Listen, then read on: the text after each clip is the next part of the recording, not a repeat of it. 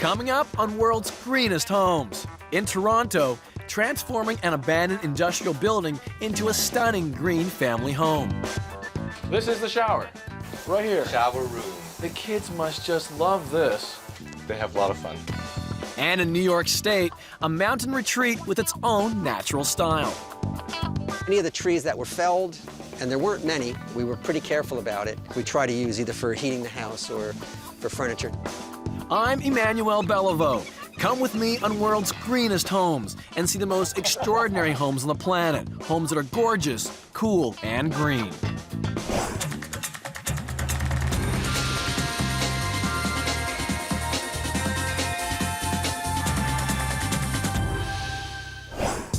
This may seem an unusual place to raise a young family and to go green, but I'm about to meet some homeowners who did just that. They took a bunker-like concrete warehouse and turned it into a modern family home.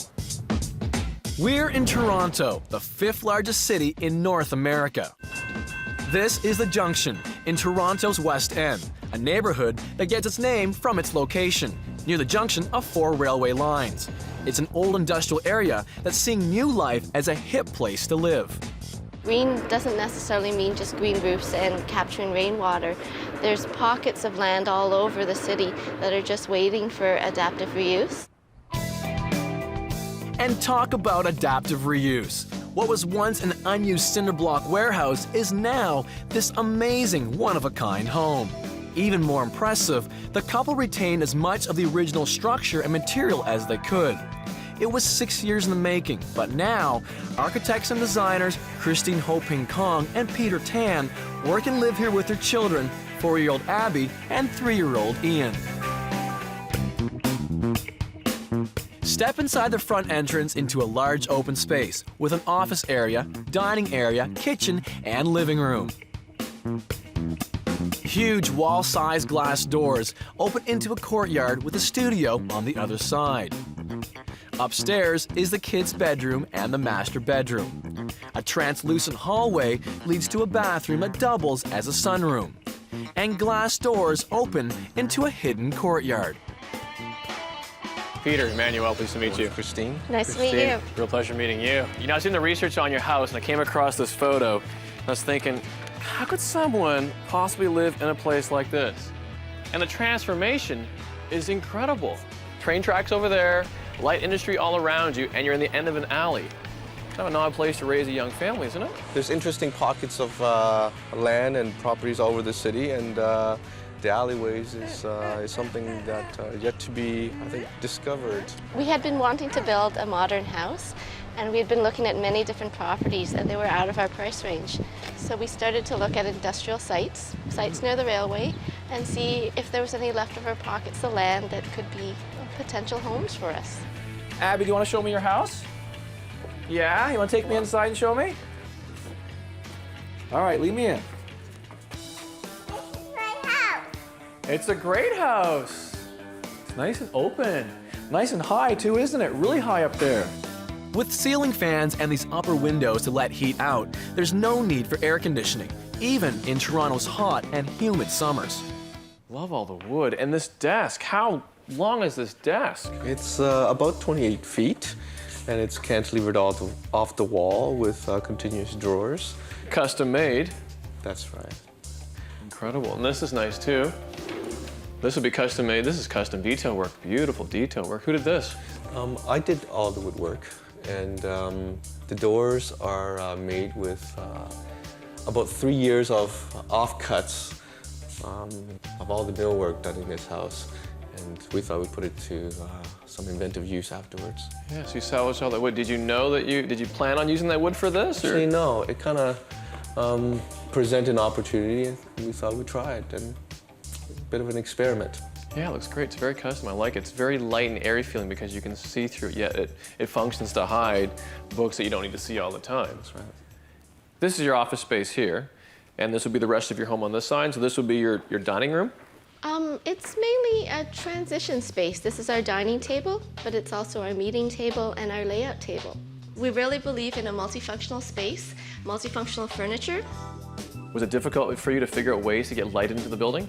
The middle of the house is usually the darkest, and to have different strategies, different means of getting light in, such as clerestory windows or skylights or the glass blocks. It's amazing because from the outside you think we have no windows at all. You've really used wood everywhere, haven't you? Even on your countertop. And you built this too? That's correct. Okay, you have a sink under here. That's right. It is a dish rack, it is a countertop, changeable during whatever function we have in the house. And where'd you get the sink? 'Cause it's an unusual looking sink. It's actually a reuse of commercial bar sink. I love open concept spaces. Because of the borrowed space you have from each individual area, you can make a small space look very large. This furniture, is this reproduction or vintage? It's vintage. It's Danish modern, and we like it because it's quite slender and you can see the floor. And all the floors are concrete and radiantly heated. Also, it's quite mobile. It's light enough to carry into the courtyard, and we use our courtyard like a living room sometimes. Why don't I go see the courtyard? That's right. This is great. I love these big doors. Reminds me of being in California. You see a lot of homes where they have these big doors that have the outdoor space, the indoor space just really blends. Aren't there issues with having these great big doors as far as water and snow filtering in? First of all, we have a large overhang over the doors. And secondly, these are lift and slide doors. It seals really, really well. And all the glass is low E, or low emissivity. So it has a special coating, and its double panes are filled with argon gas. That means it prevents heat loss in the winter and rooms getting too hot in the summer. I think you have to understand that an outdoor space is a very luxurious thing. It doesn't matter the size of the outdoor space, but if you can connect with that, it enriches your life in a very valuable way. Now it's up to the second floor. And in this area, we normally take off our shoes to go upstairs. Okay. It's a transition area between a more public use of our space and to a much more private living. Okay, so shoes off. And under the stairs, well, there are drawers where we keep some of the shoes when Oh, we're not no using. way! Look at that. So you put drawers in your steps. That's right. What a great idea. How many do you have? How many are hidden here? 3. 3 of them. We have a dead space under there. We don't have another stair going to the basement because there is no basement. So it's making use of very little space we have. Yeah, very nice. And this is the adult rail and the kids rail? That's right. So I guess I'll take the adult rail upstairs. Please. And now, up to the bedroom level. First stop, the kids' room. Most of the Douglas fir on the walls was reclaimed from the existing building. This is a nice space. It's very open. Right now, it's their bedroom and upstairs playroom. Looks like I can see into another room here. Is that your bedroom over there? That's our bedroom. And it was conceived when Abby was a little bit smaller. And as a baby, if she cries, we just slide away the doors to have access to her without actually getting out of the room, walking around the corridor to her room. And Peter is thinking ahead. When the kids get older, the partition will be closed off. He's even installed a track system so the kids' space can be divided into 2 bedrooms with sliding walls. The master bedroom is right next door, but it's not what you might expect. This is kind of smaller than most North American master bedrooms. It certainly is, and we like it that way. It's much more intimate. You've got everything built in. Built-in cabinetry, once again, more things hidden into the walls, and more cabinetry up here. And then the bed itself is a built-in unit. It has drawers underneath, Oh, I see. and it goes all the way underneath. Look at that. You just built everything right in. There are more surprises next door. Look at this. This is all your bathroom? That's right. It's also our sunroom and our laundry room. Yeah, once again, multi-purpose room. This is the shower.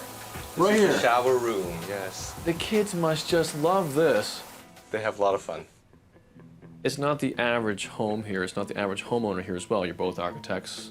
This is what you do, you're passionate about, you have the creative mind to work these spaces this way.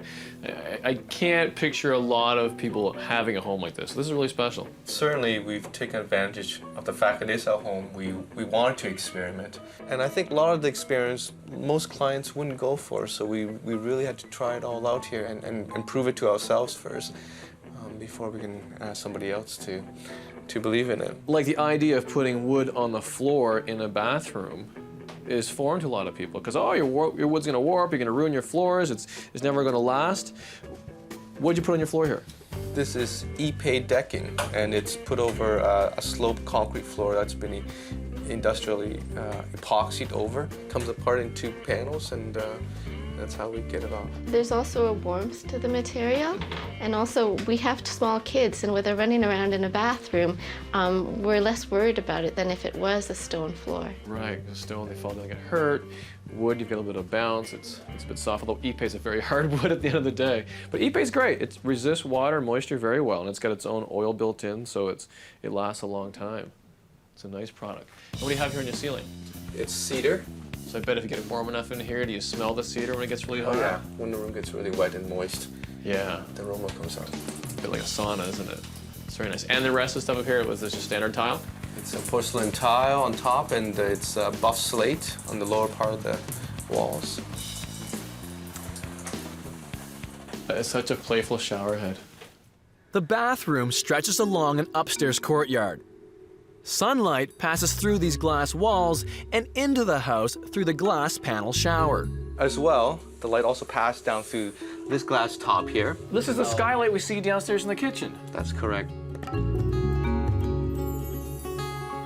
We use cedar to create these plant trough that we are in essence trying to grow curtains. Oh, I see. What kind of succulent are you growing there anyway? They're called donkey tails. Donkey tail. They grow quite long and they're quite hardy, quite low maintenance. Really neat space. So this is your second courtyard. That's right. This is great. Not quite as big as your other one. No, but still very intimate. And what do you guys do here most of the time in this space? It's pretty much playtime for the kids while I'm hanging laundry.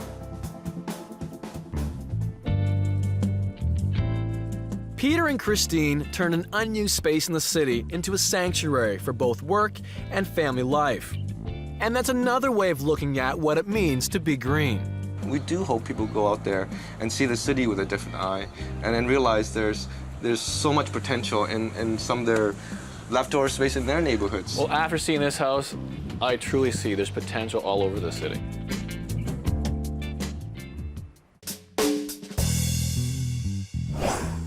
Keep the footprint small and the green technology big. That was behind everything that went into our next house. The family did not intend on building green, but they fell in love with the property, and its sheer beauty inspired them to tread softly on the land. We're in Margaretville, New York, in the Catskill mountain range, a 2.5-hour drive northwest of New York City. This wedge-shaped, ultra-modern chalet sits lightly on a gorgeous wooded lot. It may look large, but it's a compact 1,800 square foot home. Made of natural, renewable, and recycled materials, this home uses nature to its advantage. It's designed to capture natural light, and it uses geothermal to heat and cool. This is really the first piece of land that we looked at. It's a 40-acre site. That's what we bought the property for, that view. Meet Bill Abronowitz, freelance photographer, his wife Andrea, his son Simon, daughter Maxie, and their 3 dogs, Mary, Tyler, and more. Inside the front door, a mudroom leads to the main open concept living space, with a galley kitchen, a dining area, and a comfortable lounge. Just above the kitchen is a loft space for the kids to hang out with visiting friends. Back downstairs, at one end of the main living area, there are 2 bedrooms, one for adults and one for kids, plus a bathroom.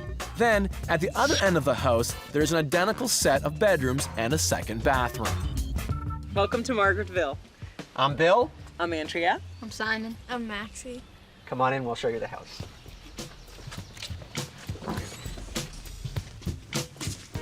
So this is our mudroom. Every family needs a mudroom, especially when the house is used for skiing and summer sports. The wood is sustainably harvested and treated with a low volatile organic compound stain. That means this stain is odor-free and emits less of the gases that may have adverse health effects. Come Let's on go in, in. I'll show you the rest. This is our kitchen. It's basically a galley kitchen, but we manage to serve 18, 20 people every weekend very comfortably from here. Soapstone, and it just gets oiled with the mineral oil, and that gives it a nice sheen and brings out a green color in it. It's soft, it marks up a little bit, but I never mind that because it just gives it a more lived-in feeling. They went for plain white appliances that are Energy Star rated. And most of the light bulbs are compact fluorescent. The kitchen cabinets are from a manufacturer that has a pretty great environmental record, and there's no toxins in the production of them, and it's fairly inexpensive, kind of sleek. Throughout the main part of the house, the flooring is a bamboo.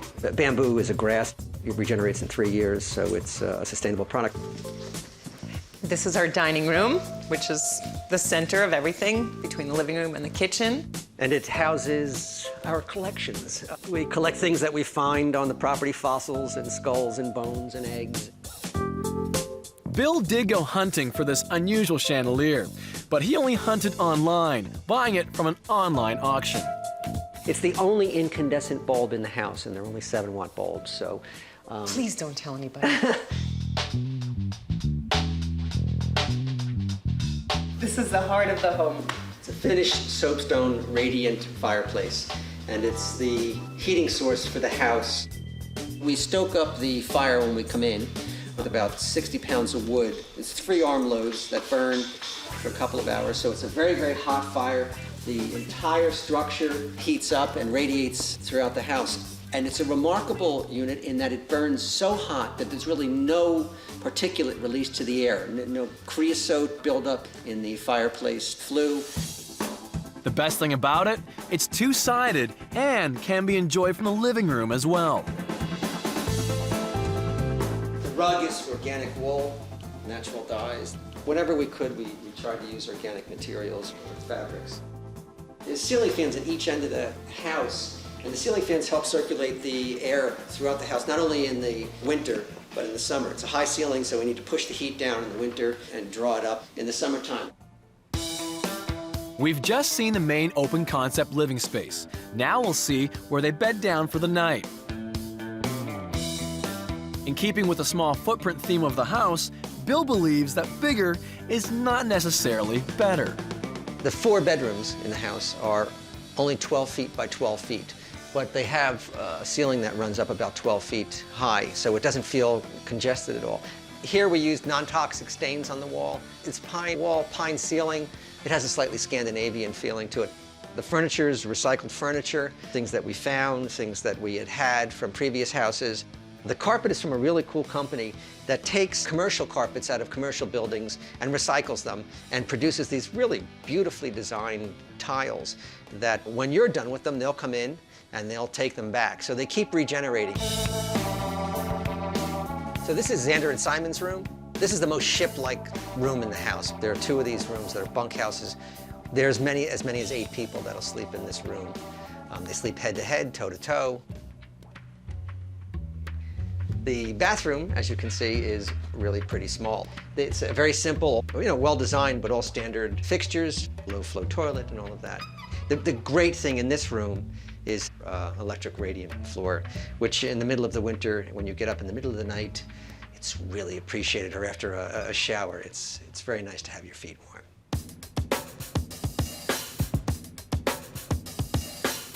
Let's go upstairs, I'll show you the loft. This is just a regular library ladder that we found in New York. Hey, Time? Hey, Dad. So this is the sleeping loft. The kids usually use this when they have guests. This room feels a little Asian. Everything low on the ground, and all the tall people bang their heads on the ceiling as they come up the ladder. Big windows can mean big energy loss, but not here. This translucent wall cladding acts as a thermal insulator and diffuses sunlight. The beauty of it, as you can see, it's got a great quality of light, much like a shoji screen. This one happens to be filled with a gel, and the gel acts as an insulator without blocking any sort of light. So it has a high R factor in comparison to windows. R factor being their ability to either hold heat in or cast off heat from the outside. In the summer, you want it to sort of throw off heat. In the winter, you want it to hold heat in. And again, you can see the natural light in here is just wonderful. It's just wonderful. And we rarely ever have to turn a bulb on. Using natural light is a big aspect of sustainable architecture. Now, it's downstairs to the laundry room, directly beneath the mudroom. And this is a pretty cool little thing that a friend of ours told us about. We thought it was quite a waste to just take the heat from a dryer and pump it out of the house. So it's a $13 item that's most of the big box stores sell, and you fill it with a little bit of water, takes the hot air that contains the lint and pumps it into this little container, and the hot air is released. It's a surprisingly efficient unit and is a dirt cheap way to produce some heat in an area that's a little cool. The best dryer that we could have, that's the cheapest and most energy efficient thing you could do. This is my room. So you saw upstairs, Andrea's favorite place is the radiant wood stove. My favorite place is the geothermal heating system. It was the biggest investment we made in the house. You can see that there are two lines that come out of the wall. They go down about 750 feet, and it's basically just a big, long U. Water gets pumped down and back up, pumped down and back up. And the water is held at a constant temperature that's provided by the earth, which is constant. I believe it's about 55 degrees. So it takes the water that comes up out of the earth, it compresses it, which produces a little more heat. And like an air conditioner, cold on one side, hot on the other, in the winter we use the hot air, and in the summer, if you needed to, you could use the cold air. When we put it in, it was a big leak. It was the biggest leap we made. I had heard a lot about it. I had been reading a lot about it. The contractor had never dealt with it. He was terrified. He wanted to put in a high-efficiency oil burner in. The architect was definitely on board, but you know, everybody was a little nervous about it. We estimated it would take about 10 years to pay off the difference. We still wanted to do it. We thought it was the right thing to do. And since fuel oil has skyrocketed since then, we've probably cut that the recovery time down probably to about 4 or 5 years, which is a pretty substantial thing. And we're near about breaking even on this, and now it costs us nothing to run this house, or very little to run this house in the winter. Here's the easiest tip you can do. In our fuse box or circuit breakers, we've put red tabs on all of the things we turn off when we're not here. The hot water heater, blowers, microwaves, stoves, the well, anything that really doesn't need to run at all when we're here, we turn off, and we put red stickers on them because it's easier to explain to guests when they're leaving to do that.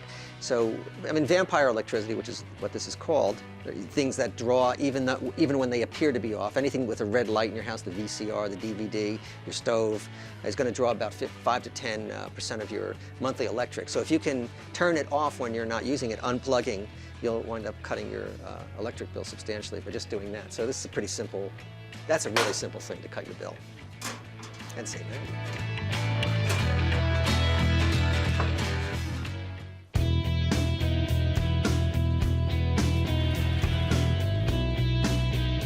This is a full-fledged room for us in the summer where we eat every meal, and we end up being out here until the stars come out.